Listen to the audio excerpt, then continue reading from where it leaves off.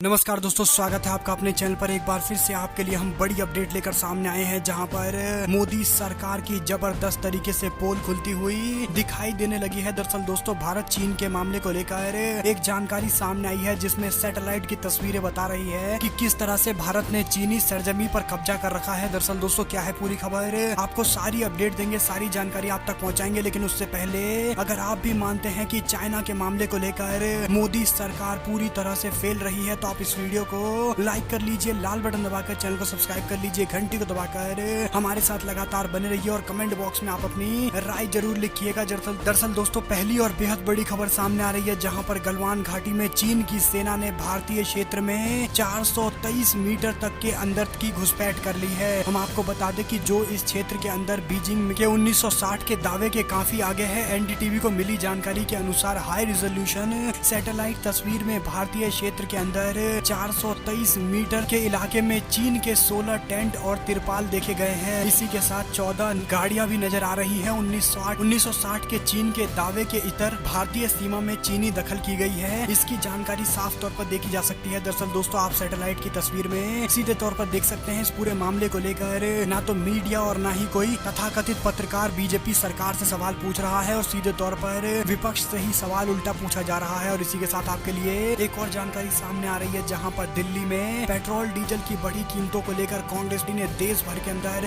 व्यापक प्रदर्शन किया है। कर्नाटका से लेकर दिल्ली से महाराष्ट्र और त्रिपुरा में कांग्रेस पार्टी के कार्यकर्ताओं ने सड़कों पर उतरकर मोदी सरकार के खिलाफ मोर्चा खोला है। हम आपको बता दें कि जगह जगह से प्रदर्शन की खबरें सामने आ रही है। आप तस्वीरों में देख सकते हैं किस तरह से कांग्रेस पार्टी के कार्यकर्ताओं ने जगह जगह देश व्यापी प्रदर्शन किए हैं पेट्रोल डीजल के दाम बढ़ने के मामले को लेकर। और एक और अपडेट है, जहाँ पर पश्चिम बंगाल और झारखंड के बाद महाराष्ट्र में भी 31 जुलाई तक के लिए लॉकडाउन बढ़ा दिया गया है। दरअसल दोस्तों, पूरे देश में महाराष्ट्र कोरोना वायरस के संक्रमण में सर्वाधिक प्रभावित राज्य है, और ऐसे में रविवार को राज्य के अंदर आंकड़ा 1,64,000 के पार पहुंच गया था, और सोमवार को ये आंकड़ा 1,70,000 के भी पार पहुंच गया था। जिसके बाद अब ये जानकारी सामने आ रही है, जहां पर राज्य सरकार ने फैसला लिया है और 31 तारीख तक के लिए लॉकडाउन बढ़ाने की बात कही गई है। और एक और जानकारी सामने है, जहाँ पर भारत चीन के बीच में लेफ्टिनेंट जनरल रैंक के अधिकारियों की आज तीसरे दौर की बातचीत होने वाली है। हम आपको बता दें कि इस तरह की खबरें भी सामने आ रही थी कि चाइना जिन अफसरों को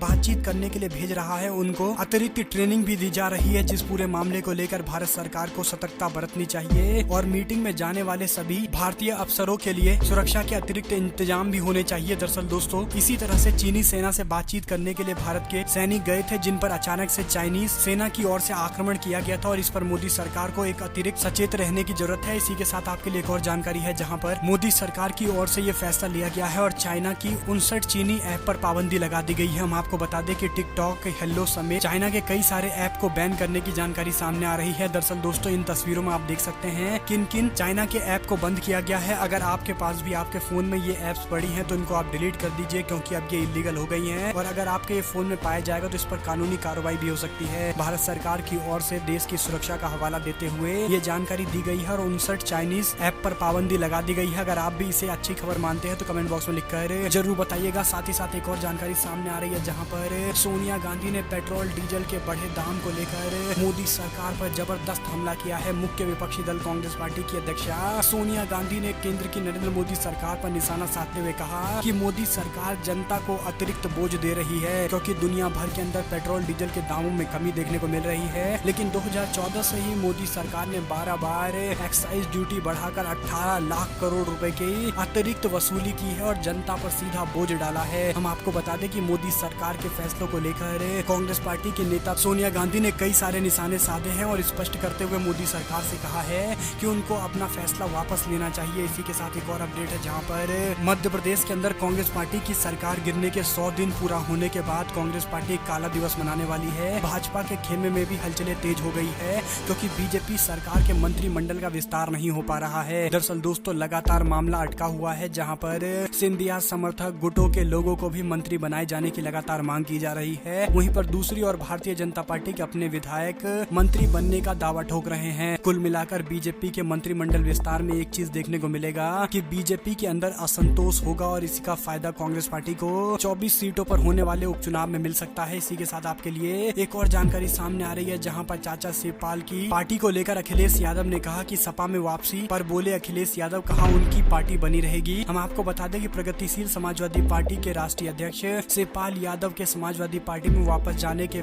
मामले को लेकर अखिलेश यादव से पूछा गया तो उन्होंने कहा कि हमारा घर ठीक है, उनकी पार्टी बनी रहेगी, जसवंत नगर से वे चुनाव लड़ेंगे, उनके साथ हमारा एडजस्टमेंट हो जाएगा। बता दें कि पिछले दिनों समाजवादी पार्टी ने शिवपाल यादव की विधानसभा सदस्यता निरस्त करने की याचिका वापस ले ली है और सैफई परिवार में एकता देखने को मिल रहा है। इसी पर अखिलेश यादव की ओर से ये टिप्पणी सामने आई है जो ये स्पष्ट कर देती है कि आगे आने वाले दिनों के अंदर उत्तर प्रदेश की राजनीति में चाचा भतीजे एक बार फिर से साथ आ जाएंगे और इसका बहुत ज्यादा फायदा समाजवादी पार्टी को मिलेगा, जहां पर एक और चाचा शिवपाल का अनुभव है और दूसरी ओर अखिलेश यादव का नेतृत्व। ऐसे में भारतीय जनता पार्टी के सामने बड़ी मुश्किलें खड़ी कर देंगे समाजवादी पार्टी के नेता। और इसी के साथ चलते हैं एक और बड़ी जानकारी की तरफ, जहां पर कन्हैया कुमार ने मोदी सरकार पर जबरदस्त निशाना साधते हुए कहा कि सेना का नाम लेना और अपनी नाकामियां छिपाना साहिब की फितरत और जरूरत बन गई है। दरअसल दोस्तों, प्रधानमंत्री नरेंद्र मोदी के द्वारा मन की बात कार्यक्रम में एक बार भी चाइना का नाम नहीं लेना और भारतीय सेना के शौर्य के सहारे अपनी नाकामियां छुपाए जाने को लेकर कन्हैया कुमार ने निशाना साधा है, जिन्होंने कहा कि सेना का नाम और अपनी नाकामियां छिपाना साहिब की फितरत बन गई है और उनकी जरूरत भी बन गई है, क्योंकि उनके पास दिखाने के लिए कुछ भी नहीं है, कोई कार उनके पास नहीं है जिसे दिखाएं और बताएं कि हमने ये काम किए हैं। वहीं पर दूसरी ओर पेट्रोल डीजल के तेजी से दाम बढ़ रहे हैं, कोविड यानी कोरोना के मामले तेजी से बढ़ रहे हैं, सरकार के पास काबू नहीं है, इसीलिए बताने को कुछ है नहीं, तो साहिब सेना के नाम के पीछे छुप रहे हैं। और एक और जानकारी है जहां पर बिहार के अंदर भी कांग्रेस पार्टी के कार्यकर्ताओं ने अध्यक्ष श्री मदन मोहन झा के नेतृत्व में पेट्रोल और डीजल की बढ़ी कीमतों को लेकर विरोध प्रदर्शन किया है। इस दौरान कांग्रेस पार्टी के बड़ी संख्या में कार्यकर्ताओं ने भी हिस्सा लिया और साइकिल यात्रा के तहत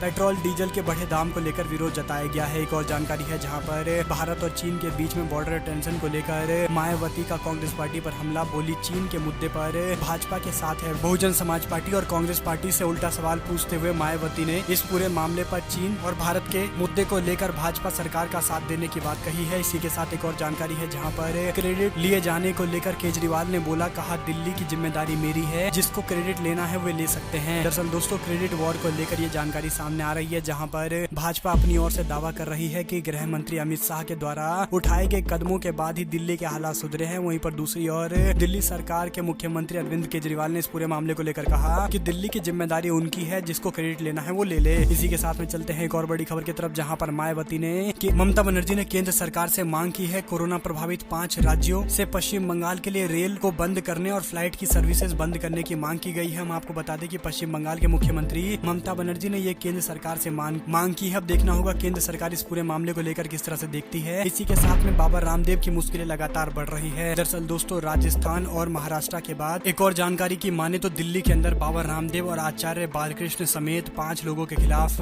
दिल्ली हाईकोर्ट के अंदर याचिका दाखिल की गई है, जिसमें इस पूरे मामले की जांच की बात की गई है और बाबा रामदेव और उनके सहयोगियों से इस पूरे मामले की डिटेल लेने को भी कहा गया है। और अगर ये सच निकलता है तो इससे लोगों का इलाज होना चाहिए और अगर ये झूठ निकलता है तो इनके खिलाफ कार्रवाई होनी बहुत जरूरी है। इसी के साथ में दोस्तों एक और जानकारी है जहां पर एक बार फिर से गोदी मीडिया अपनी हरकतों से बाज आता हुआ दिखाई नहीं दे रहा है। प्रधानमंत्री नरेंद्र मोदी के लिए लगातार एजेंडा फैलाते हुए दिखाई दे रहे हैं, जहां पर प्रधानमंत्री नरेंद्र मोदी ने मन की बात की थी, जिस कार्यक्रम को जी न्यूज की ओर से बताया गया कि गलवान विजय को लेकर प्रधानमंत्री पहली बार बयान दे रहे हैं। यानी इस तरह का टैगलाइन यूज किया गया है जो स्पष्ट दिखाता है कि किस तरह से भारतीय जनता पार्टी के लिए ये मीडिया के लोग काम कर रहे हैं और गलवान विजय बता रहे हैं, जबकि गलवान के अंदर हालात अभी भी टेंशन भरे हैं। और यहाँ तक कि हमने आपको पहली न्यूज में बताया था कि किस तरह से भारतीय सरजमी पर चाइना की ओर से कब्जा अभी तक किया गया है। और इसी के साथ चलते हैं एक और बड़ी खबर की तरफ, जहां पर झारखंड मुक्ति मोर्चा ने मांगी 12 सीटें तो आरजेडी ने कहा कि मीडिया में ये बातें नहीं होती है, सीटों का बंटवारा एक साथ बैठकर किया जाता है। बिहार में जेएमएम कुल 40 सीटों पर आरजेडी को फायदा पहुंचा सकती है, इस तरह के दावे किए गए हैं। और इस बीच 12 सीटों की मांग की गई है, अब देखना होगा कितनी सीटें दी जाती है। इसी के साथ में दोस्तों चलते हैं अंतर्राष्ट्रीय खबर की तरफ, जहां पर ईरान के कमांडर सुलेमानी की हत्या के मामले को लेकर डोनाल्ड ट्रंप के खिलाफ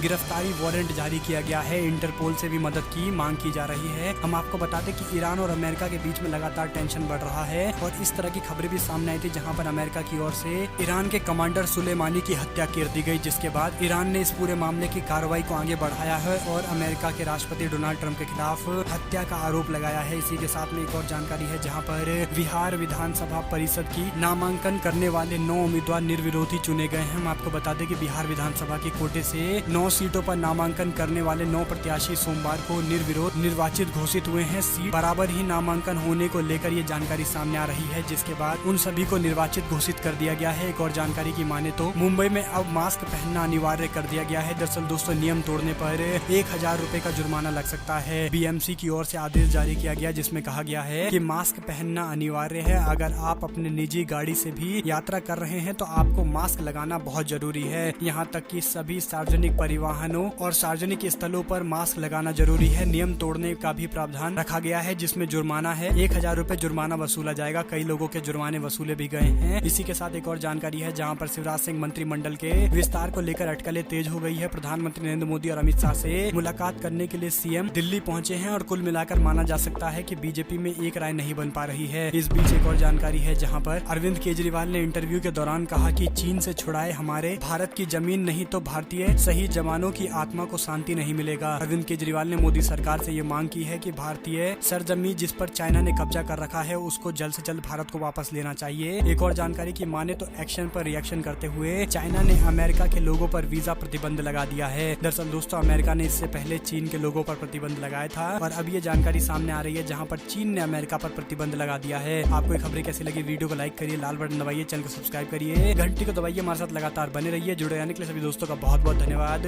आप लोग देख रहे थे आपका अपना चैनल। जय हिंद, जय भारत, वंदे मातरम।